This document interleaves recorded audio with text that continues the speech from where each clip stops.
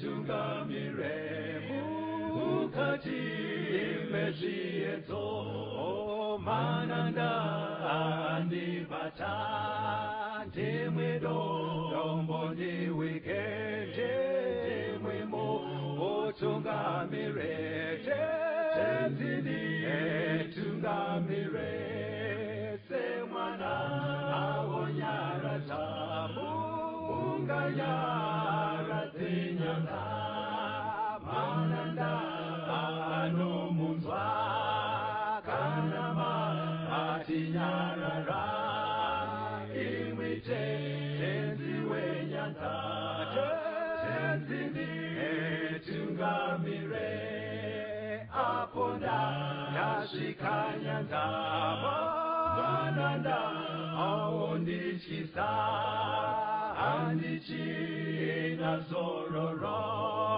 ndotsamira kune mwika ngandinzwe imwimotiti ndinokutungamira. Kwasuwai vateereri, tinomuchingamidzai kuchirongwa The Second Coming of Christ chinouya kwamuri muchichipihwa naPastor Gift Rhodzi vekuNorth Zimbabwe Conference of the Seventh-day Adventist Church pamwe chete namufundisi Caston Betera vekuEast Zimbabwe Conference of the Seventh-day Adventist Church. Mustudio nhasi tina Proclaim Rhodzi ari kutiisira musign language. Tina zvakare mufundisi Marvin Muza nenhamo vachativerengera bhaibheri redu. Musoro wenyaya uri kutiwo musavhiringwe nana Joab, musavhiringwe nana Joab. Pachidzidzo chichatungamirirwa naPastor Rhodzi.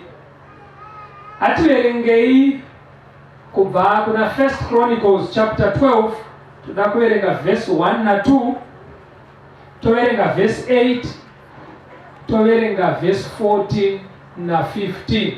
Makroniko okutanga chitsauko 12, toda kuverenga verse ya 1 na 2, tigoverenga verse ya 8, tigoverenga verse ya 14 na 15. Tiverengere verse 1. Ava ndivo vakaenda kuna David paZiklagi, achakavanda nokuda kwaSauro mwanakomana waKishi. Ivo vaiva mhare vaimubatsira pakurwa, vakanga vakabata uta uye vaigona kuposha mabwe nemiseve nouta noruoko rworudyi kana rworuboshwevo. Dzaiva hama dzaSauro wokwaBhenjamini. verse 8. Vamwe vavaGadhi vakazviravuravo vakaenda kuna Dhavhidhi kumhare kurenje, varume vane simba noumhare, varume vakanga vadzidza kurwa, vakanga vachigona kubata nhovo nepfumo. Ziso zvavo zvakanga zvakaita seshumba uye vaimhanya semhare pamakomo, semharapara pamakomo. 14 na 15. Verse 14. Ndivo kuva navaGadhi vaiva vakuru vehondo. Muduku kwavari wakanga akaenzana navaienzana nevana zana, nomukuru navane chiuru chezana. Ndivo vakayambuka Jorodhani pamwedzi wokutanga, panguva yarwakafashamira kunhivi dzavo dzose. Vakadzinga vose vakanga vagere pamipata kumabvazuva nokumavirira. 16. Panapa tiri kutaurirwa pamusoro pehondo, pearmy yaDavid. Muvarwi vakaenda kuna David vasundwa naMwari kuti vaende kunomubatsira. Parunzi dzaive mhare pakurwa, kurava dzaive nyanzvi. Vaive varume vakanga vakadzidzira kurwa, hanzi vaigona kushandisa miseve nenhoo, vaigona zvakare kupotsera matombo nerudyi neruboshwe. Saka vaitrena kushandisa maoko ese. Varume ava vari kunzi zvakare vaidzidzira kumhanya, asi pavanenge vachitrena kumhanya muhondo vaitrena mumakomo. Vomhanya mumakomo zvekugona kubata mharapara nemakumbo. Saka munhu akadaro ukazomhanya naye muganga hauna dhoo pakutaura kwevafana mazuva ano. Saka dzaive nyanzvi, vaitrena unyanzvi hwakakura. Vari kunzi varume ava kana vabuda kuenda kuhondo vaipfeka zviso zveshumba, kureva kuti vaipfeka fesi dzekubasa kana vanenge vatarisana naro. Vobuda voenda. Hanzi varume vacho kana vaakuhondo vakanga vasiri vanhu vokutamba navo.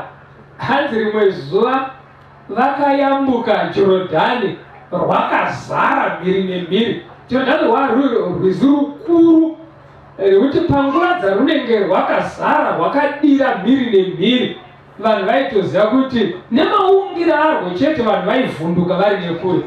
Vanhu vanonzi vakomana ava vearmy yaDhavid vakayambuka Jorodhani, zvinhu zvashata. Pavakabira mhiri, vanhu vaigara ikoko vachivaona vachibuda mumvura vakati havasi vanhu vari normal, zvaita kunge saramusi, vachibva vangotiza vasina kudzingirira. Kureva kuti varume vacho vava vasiri varume vekutamba navo, ndo varume vakaenda kuna David. Bhaibheri richitsanangura unyanzvi hwavo pahondo rinoti iro the least pakati pavo ainzi uyu ndiye musoja ari pasi pavose, hanzi aikanga ari equivalent to 100 soldiers dzemuvengi. Kureva kuti aigona kumirisana nemasoja 100 emuvengi vachipedzerana. Shasha dzacho hanzi anga ari equivalent to 1,000 soldiers of the enemy. Kureva kuti vaigona kuti kana hondo ichiuya ine vanhu 2,000 kwaigona kungotumwa 2 bedzi vari equivalent to 1,000 each, votopedzerana navo. Saka ndivo varume vakauya kuna David. Pamhare dzese idzi kunonzi kwanga kuine makapteni anokwana 30. Varume dzakanga dziri shasha zvekuti David akavatarisa akashaya kuti pavarume ava ndiani wandingaite komanda. Ndosaka David akatonga for 7 years asina komanda wearmy yake. Patakazoti zuva ravakanga vakuenda kunotora Jerusarema paigara maJebusites, David ndo pakauya mufungwa make kuti ndosarudza sei komanda. Ndobva ataura, regai tiverengerwe pana 1 Chronicles 11 verse ya 6. Ipapo Dhavhidhi akati, unotanga kubaya vaJebhusi ndiye uchava mutungamiriri nomukuru. Zvino Joabhi mwanakomana waZeruya akatanga kukwira akaitwa mutungamiriri. Tinote kuna 2 Samuel 5 munyore verse 8, David anotiye mapindiro atingaite paJerusarema ndekutopinda nekutsime remvura rakanga rakavezwa mudombo, paive nechitubu chaibva mudombo chichidzika muKidron Valley. Ipapo ndo pakacherwa mwena waienda kunobudira mukati meguta, tunnel yaifamba nemvura. Saka David anotiye munhu angatogona kupinda muJerusarema anofanira kutokwira nekutsime opinda nemutunnel. Kana apinda nemutunnel obuda mutsime ozonopinda mukati meguta. Saka anenge azvigona izvozvo onobaya maJebusites pamagedhi ovhurira the rest of the army, ndiye achaita komanda. Joabhi ndiye akavolondia kuita izvozvo, anga ari mwana wanzvadzi yake, but haana kusarudzwa kuita komanda nekuda kwekuti iye hama yepedyo. Akasarudzwa nekuda kwekushinga kwaakaratidza. Saka amongst 30 macaptains dzakanga dziri shasha vakanga vari equivalent each to 1,000 soldiers ndo maipinda vana Joab, vana Eliaza nevamwe. Joab akazokunda vamwe nekuda kwekutsunga kwake kunoshambira nemutaniro yemvura nekunobuda nemutsime nekuenda kunofura magedhe eJerusarema kuti vamwe vapinde. Ndo zvakaita kuti Joab aite komanda. Saka batai chimwe chinhu chakanaka strength yaiva muna Joab. 2 Samuel 10 tunakuerenga vhesi ya 12 na 13 kutarisa Joab. 2 Samuel chapter 10 verse 12 ne verse ya 13 tuerengere. 10 verse ya 12. Right. Tsunga moyo, tirwire vanhu vedu namaguta aMwari wedu savarume, naJehovha ngaaite sezvaanoda. Naizvo Joabhi navanhu vaakanga anavo vakaswedera kuzorwa naSiria, ivo navakatiza pamberi pake. Saka pane chimwe chinhu chiri kubuda pandima iyi. Joab aenda kuhondo, vari kurwa nemaSirians. Akukuza amwe masoja anoti tsungai moyo vakomana, zvakare Jehovha ngaakuitirei zvaanogona kuita saMwari. Vakaenda zveshuwa vakanokunda maSirians. Chiri kubudiswa pandima iyi ndechekuti Joab akanga asina kungoshinga chete. Joab akanga asingori mhare chete pakurwa, asi aivimbawo naMwari.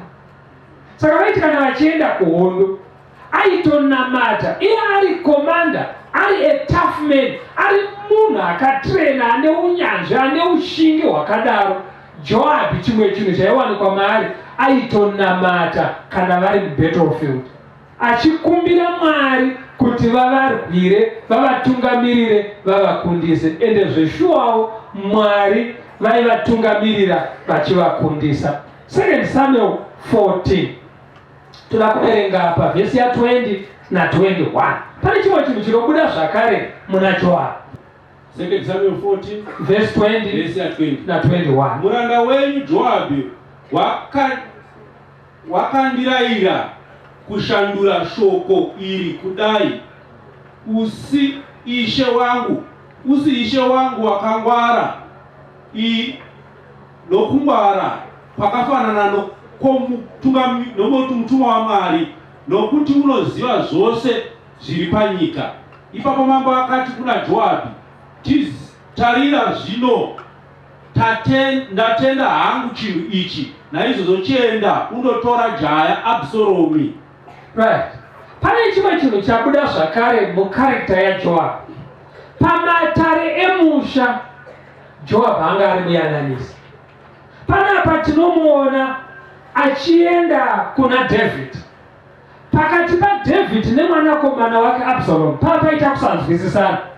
Mushure mekunge Absalom aponda brother yake Amnon, uyewo kunge achinya hanzvadzi yake Tamari. Saka David anga asiri kuda kuona Absalom.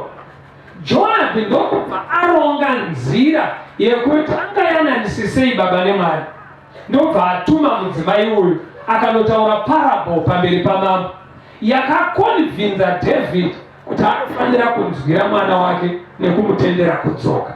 Saka Joab pamusoro pekuva nyanzvi pakurwa, Joab pamusoro pekuva munhu akashinga pakurwa, nemunhu aivimba naMwari panguva dzehondo. Chimwe chinhu chatinoona musocial life yake Joab anga ari muyananisi. Ndo chimwe chatinoona. Asi kana moverenga mu2 Samuel 11, chii chatinosangana nacho muna 2 Samuel chapter 11, tinosangana naDavid achinyora tsamba kuna Joab.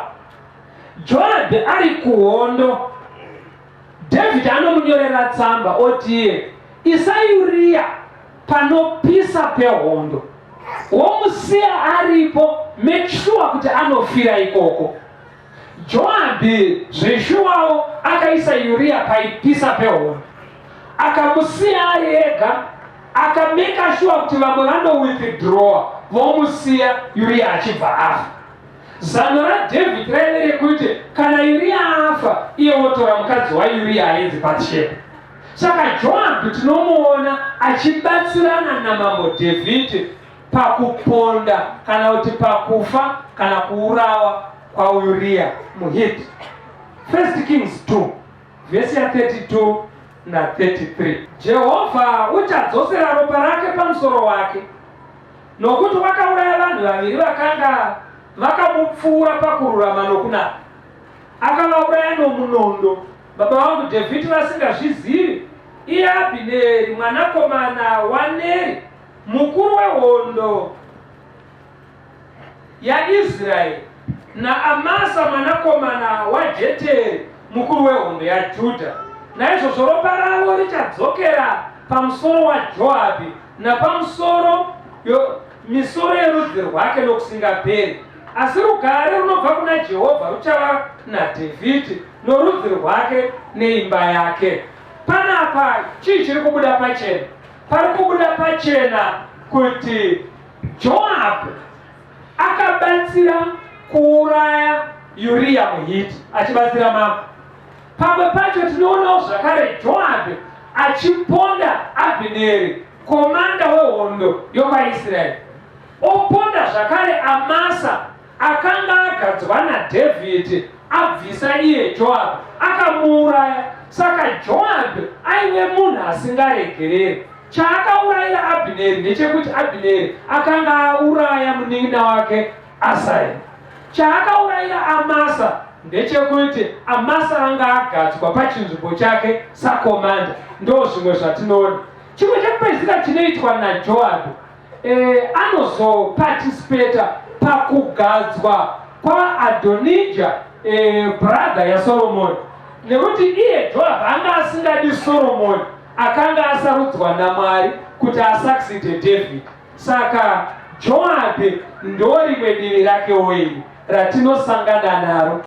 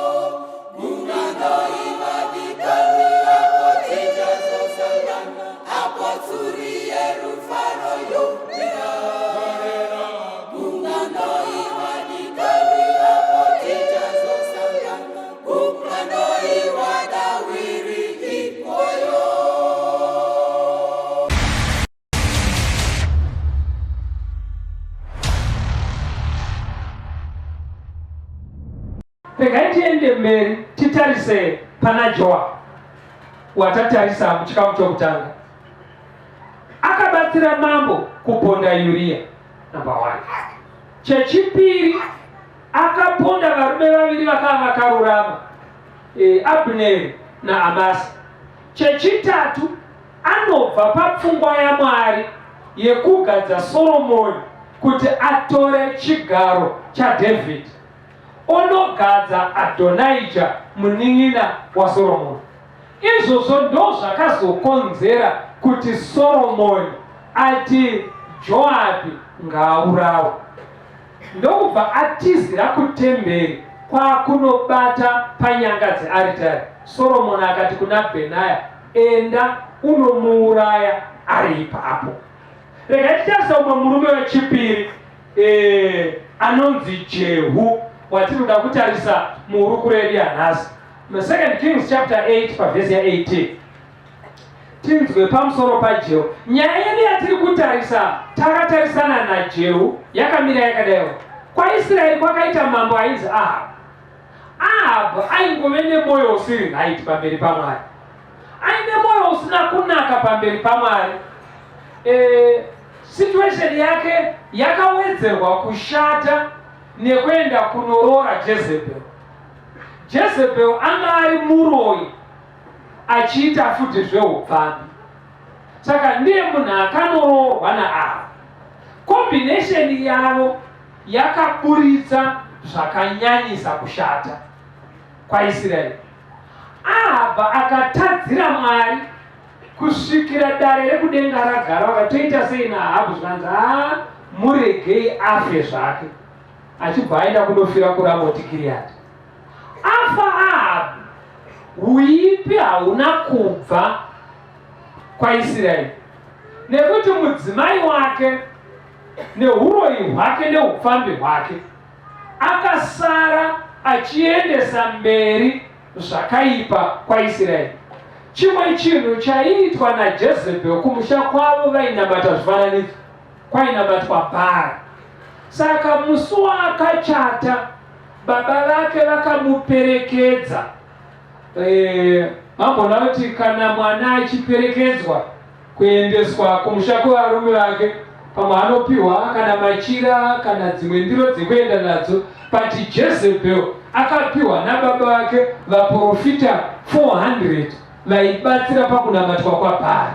Ndo vaakaenda navo vakanzi vakuperekedze vanonokubatsira ikoko. Saka zvakasvibisa Israeri nekuita kuti vaIsraeri vanamate zvifananidzo zvaisembura Mwari. Ahabhu afa. Chimwe chinhu zvakare chakaitwa nemhuri yekwaAhabhu, vaibeka shuwa kuti vanasikana vavo vanoroorwa nemadzimambo.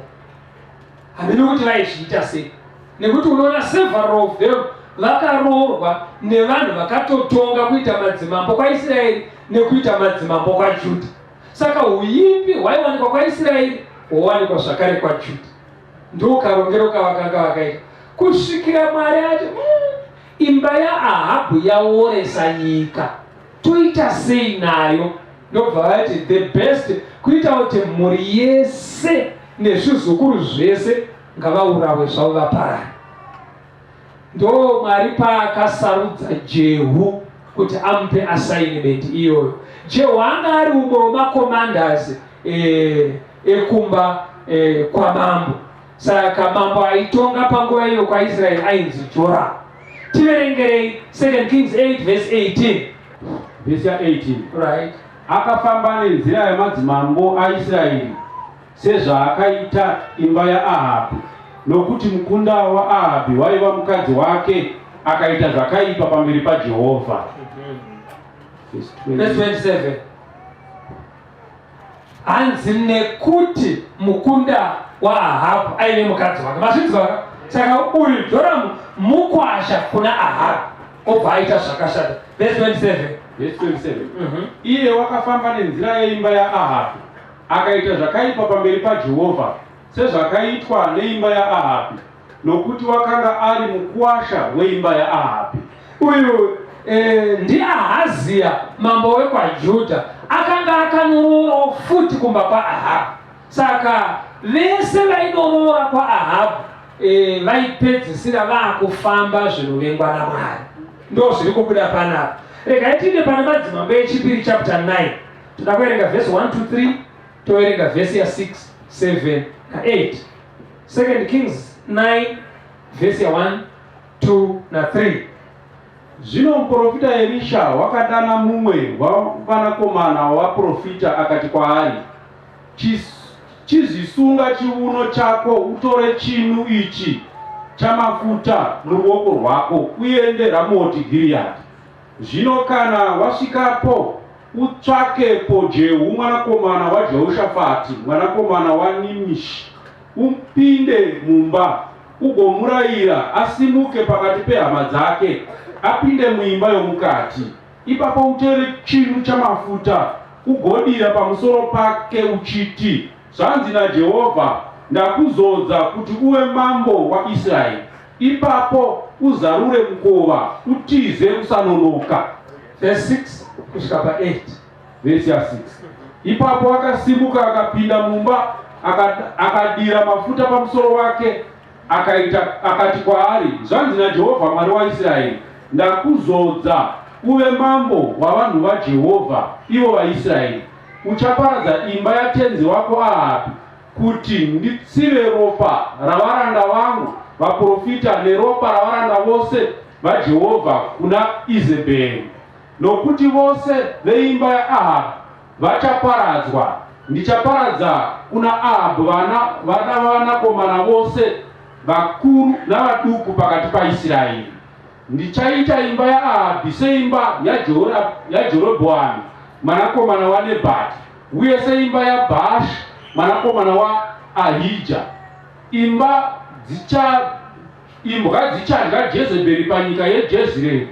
Hakuna uchamuviga ipapo. Akazarura mukova ndokutiza. Right. Saka Elisha ubva atuma mfana umwe wavafana vavaprofita, chimhanya iwewe uende kwakaungana Jehu anga ari komanda ane mamwe masoja ainawo. Enda wosvika mudedza nopinda muimba yemukati. Kana wasvika imomo, chinhu chemafuta ichobva wachidira mumusoro make kuti ndatumwa naJehovha kuzokuzodza kuti uite mambo kwaIsraeri. But ipapo mambo anga aripo Joramu. Wangopedza kumuzodza ibva watiza uende, asi umuudze kuti chawazodzerwa naMwari it's a special assignment yekuti uparadze imba yaAhabhu yese. Pasamboona kana 1 anosara, chero Jezebel ngafe. Plus Jezebel haafaniri kuvigwa zviri decent semukadzi wamambo, anofanira kutodyiwa nembwa. Saka ndo mazodzerwa akaitwa Jehu. Now pane chimwe chinhu chinobuda muna Jehu. Musi waangozodzwa Jehu akabva atotanga ipapo. Vanhu vekutanga vaakamhanya kwaari ndiJoramu anga ari mambo kwaIsraeri naAhazia anga ari mambo kwaJudha. Ndo vaakatanga kumhanya kuiba, nekuti Ahazia anga ashanyira Joramu, anzwa kuti akakuvara kuhondo, auya achirapwa maronda ekuhondo. Saka Jehu akamhanya akanosvika vari muimba imwe chete. Ndobva Joramu ada kutiza ati chinzwai 2 Kings 9 verse 22 kuenda pa24. Verse 22. Zvino Joramu wakati achiona Jehu akati, kuno rugare here naJehu? Iye akapindura akati, rugare rwei kana ufeve hwamai vako Izebheri nouroyi hwavo uchiri huzhinji hwakadai. Ipapo Joramu akadzosa ngoro yake akatiza akati kuna Ahazia, tanyengerwa Ahazia. Ipapo Jehu akahwembura uta hwake nesimba rose akafura Joramu pakati pamafudzi ake museve ndokubuda napamwoyo wake akawira mungoro yake. Zvino Jehu akati kuna Bhidhikari mukuru wake wehondo, musimudze umurashire pamhindu romunda waNabhoti kuJezireeri, nokuti urangarire kuti Jehovha wakataura izvi pamusoro pake musi watakatasva mabhiza isu vaviri tichitevera Ahabhi baba vake. Verse 27. Verse 27. Asi Ahazia mambo waJudha wakati azviona akatiza nenzira yakapfuura napaimba yomunda. Jehu akamutevera akati, muuraye naye mungoro. Vakamubaya pajinga pegomo reguri iri riri paIbhirimi, akatizira Megidho akafirapo. Panapa ndo panofira Joramu naAhazia. Joramu anobvunza, kune rugare here Jehu uri kuuya uchimhanya zvakadaro? Zvikanzi kungaite rugare nehama yako vachiita chirume chakadaro neurwe hwakadaro. Israeri inotozozorora kukaita rugare kana amai vako vasisi. Uyu ndopaona zvisina kumira zvakanaka. Akutanga kutiza zvikanzi urayai, ndobva avhomora museve, ndobva abaya. Joramu achibva afa ipapo. Ahazia ari kutiza, ari kuenda, zvikanzi batai muuraye, ndobva vamubata, ndobva vauraya. Jehu atanga basa raazodzerwa naMwari. Verenga vhesi ya30 na33 munzwe zvakaitwa naJehu. Zvino Jehu wakati achisvika paJezreeri, Izabheri akazvinzwa, akazodza kumeso kwake nokushongedza musoro wake, akatarira napahwindi. Zvino Jehu wakati achipinda napasuo akati, kuno rugare here nhai iwe Zimuri, muurayi watenzi wako? Iye akatarira kumusoro kumhwindi akati, ndianiko unonzwana neni? Ndianiko? Ipapo varanda vaviri kana vatatu vakatarira kwaari napahwindi, akati, musundire pasi. Naizvozvo vakamusundira pasi, rimwe ropa rake rikachamhadzira pamadziro napamabhiza, akamutsika namakumbo ake. 34. Right. Saka Jezebel odongorera nepahwindi ari maupstairs. Oti ndiwe kawauraya mambo. Jehu anobva abvunza, ndiani ari padhuze naJezebel? Ndobva mumwe musoja adayira zvikanzi mupotsere nepahwindi. Vabatwa ndobva akandwa nepahwindo. Anzi akasvorovera pasi papavement. Ropa rikapwatika richinozora pajurawo, rimwe rikatsatika richienda kunowira pamabhiza. Iye akapfuura achimukava nebhutsu akaenda. Akasara Jezebel achidyiwa nembwa. Zvakanga zvataurwa naMwari. Mukateera nyaya yaJehu mukaenda muchapter 10, munoona kuti Jehu anoenda zvakare onyora tsamba kuvarume vaichengeta vanakomana vamambo. Kune vaichengeta 70 sons dzamambo, vanakomana vane 40 vamambo. Zvikanzi ini vakomana, kana pakati penyu muchida chiitai mutambo, mugadze mumwe wevanakomana vamambo aite mambo wenyu. Vakati aiwa, isusu tiri kusaidhi kwenyu. Zvikanzi kana muri kusaidhi kwangu, mangwana ndoda kuti tisangane senguva dzinedzi muchiuya nemisoro yevanakomana vese vava. Zvishuwawo vakomana vaya vakatora vana vamambo vese vakavadimbura musoro vana vaAhabhu, kwakuisa misoro yacho mutswanda, kwakubva vaenda kwakunosangana naJehu. Zvikanzi rasirai 70 vafa. Obva ipapo anobva atanga kuteera mabrothers aAhabhu, vanina vake vese achiuraya. Munofanira kuti muzoverenga ateereri kuna madzimambo echipiri chapter 10. Mukanotangira pachapter 8 patabvira chapter 9 muverenge nechapter 10, ndoma munosangana nenyaya dzese idzi. Chinzwa Jehu zvaakaita. Obva ipapo oenda kune rimwe guta onoona vamwe varume 42 vanga vari machinda, vari mabhururu ekumba kwaAhabhu. Ndimi vanani? Anotanga kuti tizomaira mambo, asiri kunzwa zvakanaka, batai varume ava muuraye. Vese vachibatwa vari 42 vachifa. Saka Jehu nezuva rimwe chete akauraya varume vakawanda, vese dzanga dziri hama dzaAhabhu. akadziuraya. Muchapter 10 imomo kana mukachiverenga vhesi ya 18 ya 2 Kings chapter 10 vhesi ya 18, vhesi ya 18, right? Ipapo Jehu akaunganidza vanhu vose akati kwavari, Ahabhu wakashumira Bhaari zvishoma, asi Jehu uchamushumira kwazvo. Right. Ahabhu apedza kuuraya vanhu vese hama dzaAhabhu. Murikuziva zvaari kuita panapa? Akuti iye kuvaIsraeri vose, Ahabhu ainamata Bhaari, but kanamatiro kaaiita Bhaari anga asingasvike pachiyero chandichasvika ini. Vanhu vakati Yesu.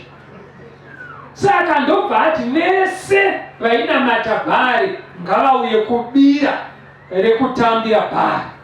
Ndobva vadetwa zvikanzi kusambosara nhangwe 1 vese ngavauye. Ndobva vauya vese kwaitove netemberi yekupirira Bhaari. Vazara imomo, ndobva auya Ahabhu. Uko anga adedza masoja 80 ari kunze kweyadi. Saka vese ndobva avabvunza vese nevaprofita, hapana kana wani akasara. Ndobva aita chibayiro sekunge ari kupira Bhaari. Achingopedza kuita chipiriso, ndobva ati kumasoja akanga ari kunze kwemusha, pindai mutemberi muuraye vese vauya kuzonamata Bhaari. Wana akangopunyuka nemusoro wako unodimbuka. Ndo maparadzirwo akaitwa vese vainamata Bhaari. Mapabataka. Very good.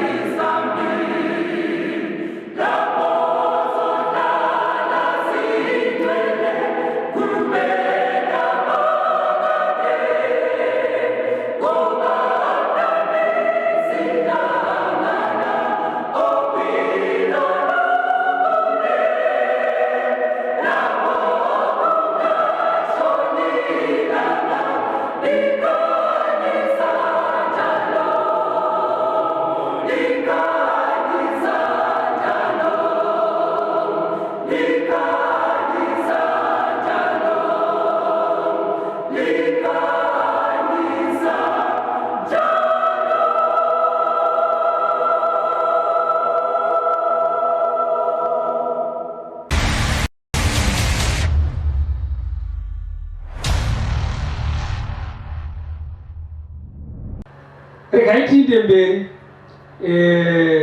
titarise muchikamu chinechi chii chatinaona pana Ahabhu. Regai tiverenge 2 Kings 10 verse 28 kuenda pa 31. Naizvozvo Jehu akaparadza Bhaari pakati paIsraeri, asi Jehu haana kurega kutevera zvivi zvaJerobhoamu mwanakomana waNebhati, zvaakatadzisa Israeri nazvo zvemhuru dzendarama dzaiva paBheteri nedzaiva paDhani. 30. Zvino Jehovha akati kuna Jehu, zvawakaita zvakanaka, ukaita zvakarurama pamberi pangu. Wakaitira imba yaAhabhi zvose zvakanga zviri mumwoyo mangu. Zvino vana vako vorudzi rwechina vachagara pachigaro choushe hwaIsraeri. Mwari ari kuti kuna Jehu, iwewe assignment yandakupa, basa randakakutuma waita zvakanaka, waita nemazvo. Ukaparadza imba yaAhabhi yese, hauna kusiya nyangwe chisukuru. Warova chero nekuvana vevaKoashi, waita zvakanaka. Saka nekuda kwezvawaita izvi, iniwo ndichacherechedza basa irori nekumeka sure kuti vana vako vachagara pachigaro cheushe unto the 4th generation, kusvikira kuchizukuru chechina vachingotonga. Nekuti wandifadza, waita zvandakakutuma, waparadza Ahabhu nedzinza rake rose, ukabvisa kunamatwa kwaBhaari kwaIsraeri. Asi manzwa here taverenga kubva pavhesi ya28, pane chimwe chinhu chabuda muna Jehu. Aita basa rese raakaita sekutumwa kwaakaitwa naMwari, asi anonzi iye moyo wake wanga usiri perfect pamberi paMwari. Aita zvese izvozvo, haana kubva pachitema chaJerobhoamu chekunamata zviumbwa. Saka Jehu anoita basa ratumwa naMwari nemazvo, asi iye ane dambudziko rakewo. Moyo wake hauna kuperera kuna Mwari, anosara akabatirira pachitema chekunamatawo chimhuru chakaumbwa, chakasiya chaumbwa naJerobhoamu. Saka ndezvipi zvabuda muvarume 2 ava vatatarisa musvikamu zvino zviviri zvapfuura? Chekutanga tatarisa pamusoro paJoabu, yanga iri nyanzvi pakurwa, murume ane ushingi hunotyisa, aitungamirira nyanzvi dzokwaIsraeri pahondo, aivimba naMwari ari mubattlefield. Murume aiti kana asiri kuhondo adzoka kumusha, mumatare emusha aitaura zvine musoro, achiyananisa vanhu. Aive munhu wekuti wainyatsoona kuti munhu anodiwa padare kana dare remusha richigara. Asi takazoona Joabu achibatsirana namambo pakuponda Uriya, pabva paita dambudziko. Ndobva taona Joabu achiponda Abneri. Chii chaari kumuurayira? Akatadza kumuregerera kuti Abneri akauraya Asaheri munin'ina wake, mwana wababa namai vake.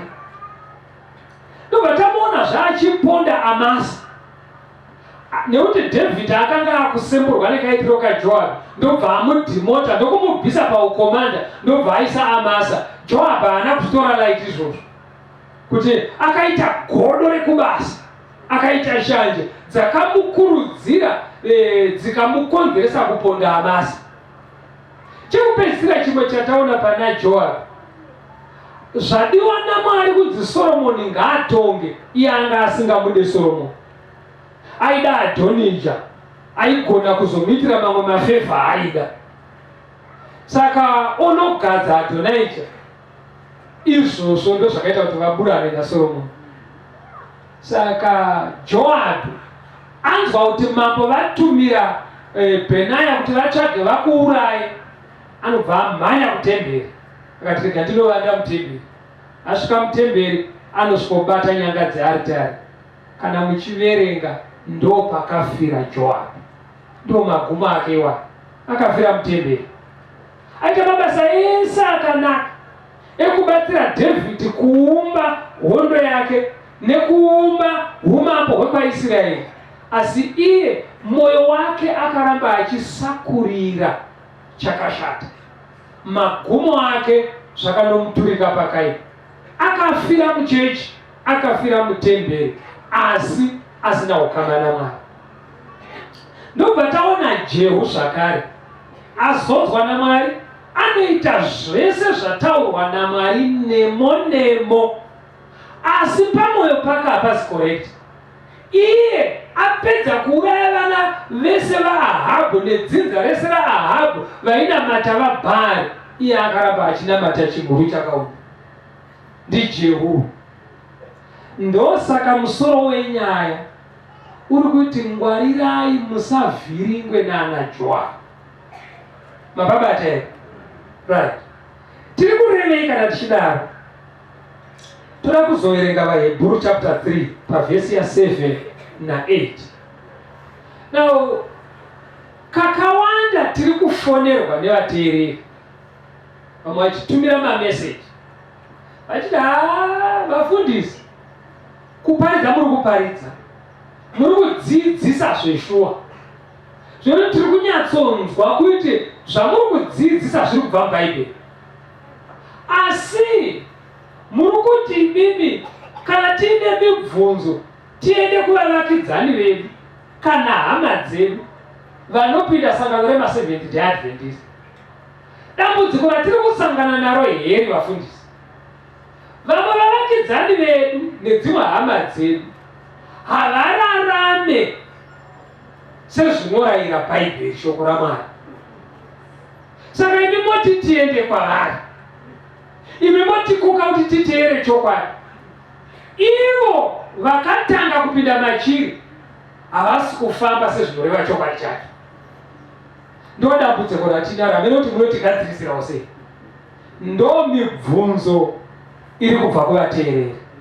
Vahebheru 3 vhesi ya7 na8.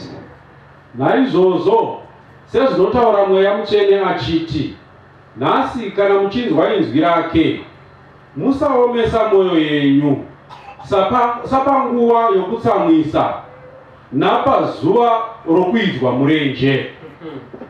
Mwari ari kurayira vana vake, kana manzwa inzwi rangu, regai kuomesa mwoyo yenyu. Zvinoitika kana shoko raMwari richitaurwa, nekuda kwehondo yatiri mukati mayo, Satani anopota achikanda zvibingaidzo munzira dzavana vaMwari, zvinovakondedzesa kuenda pari kudiwa naMwari. Ndo chimwe chinhu chatoda kuti chijeke kubva mutima. Ndosaka Mwari achiti regai kuomesa mwoyo yenyu. Chimwe chinoita kuti munhu aomese mwoyo ndese zvinhu zviri kubvunzwa nevateereri, kuti zveshuwa zvamuri kutaura tazvinzwa. Umwe akabva ati tiri pane imwe nzvimbo, ndina mainini wangu vaipinda chechi yenyu iyoyi, but vasingabvire kutora varume vevanhu. Kuti wazvishoka ukaona amainini vanoenda kuchechi vachitora varume vevanhu, hazvisi right izvozvo. Umwe akataura kuti baunini vangu chaivo, last born yebaba nababa, vanga vatori elder, asi vairova mainini zvaitoti siririsa tese. Saka vanhu vari kutumira mameseji akadaro, vachibvunza zvinhu zvakadaro. Imimi moti tiende kunobvunza vanhu vakadaro. Ndosaka musoro wenyaya uri kuti iwo regai kuvhiringidzwa naanaJoabu. Toda kuti mubatisise chinhu ichi vateereri, mubatisise chinhu ichi vana vaMwari, musavhiringidzwa. Noziva kuti kune vamwe vanhu wekuti ticha akamuticha muform 2 akanga agumira form 4 asina kutogoenda kucollege, akaita temporary teacher for many years.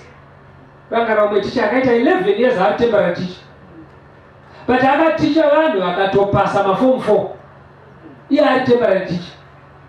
Vamwe vacho vapedza form 4 vakaenda form 6 vakaenda kuuniversity vatoone madegree. Vachinondishamisa ndechekuti munhu haati ina handizoda kuenda ku A level because teacher akanditicha akagumira form 4. Hamene kuti pfungwa iri kujeka here. Munhu anopfuurira pakagumira teacher wake. Teacher ari temporary. Saka munhu anopfuura pakagumira teacher ari temporary otoenda kuuniversity oita degree. Asi kuti apfuurire pane nhengo iri kurarama chikristu chiri temporary, iye aite zvinodiwa naMwari anobva atanga kubvunza vafundisi. Sei muri kuda kuti tiite izvi? Ivo vavakidzani vedu vasingararame zviri correct. Pane zvekutyoro vanopfuura pakagumira maticha. Pane zvekudenga vanoti munhu haangakunde ticha wake. Hamene kuti muri kuonei papapo? Toda kuti zvijeka vana vaMwari. Joabhi ainamata vachienda kuhondo, ende hondo dzacho dzaitobudirira achibetserwa naMwari. Ende zveshuwa musi wakafa Joabhi akafira mutemberi, akatobata nyanga dzearitari, asi anga asiri correct kuna Mwari. Saka nebha yako inogona kutofira muchechi asi chikristu chake chiri temporary. Saka unovhiringirwe iwo naJoabhi. Mabata here mubvunzo uripo? Toda kuti mubatisise musoro wenyaya vateereri. Uri kuti iwo musavhiringwe naJoabhi. Jehu akasimuka aine zilo inoshamisa, akamhanya akauraya vanhu vese vakanga vaine ukama neushamwari naAhabhi, achitodedza vamwe achiti yauzoona zilo yandinayo unto the Lord, achimhanya achidaro. Asi iye apedza basa rese iroro anoenda unonamata mhuru yakaupa. Saka kune vamwe vanhu anogona kunge ari muvakidzani wako, chero ari hama yako yeropa, asi kaitiro kake ukawanyatsomutarisa unoona asingararame zvinopupurwa neshoko.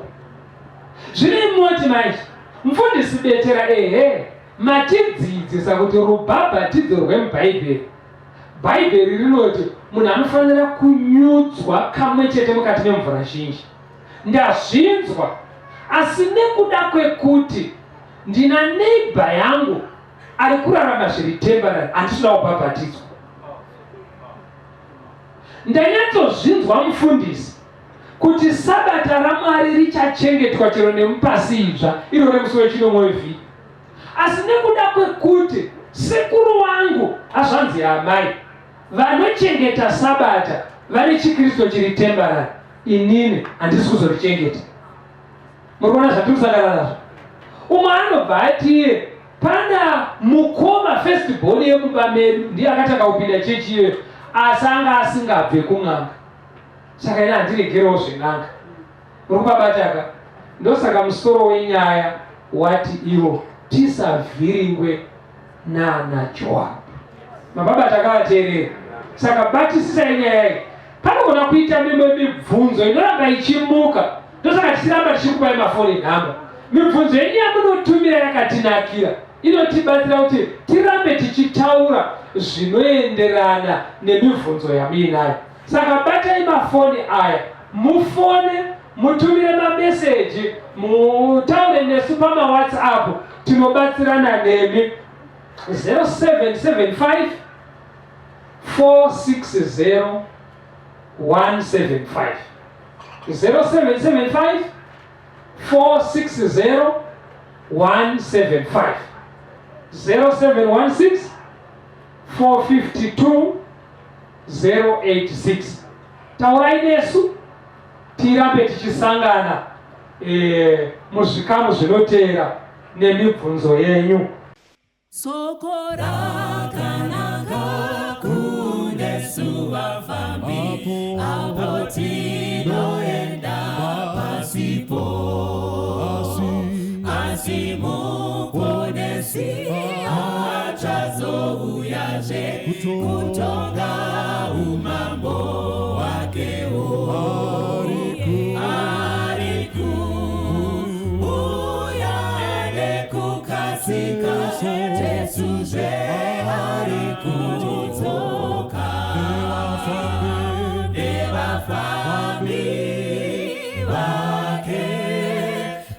wachazotora hapo Yesu oya makuwa hekare hapo manorara wafafani wakafana Kristu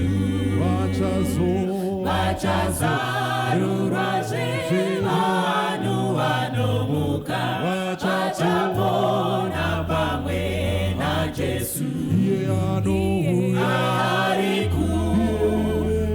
arikuya nekukasika Jesu je arikutoka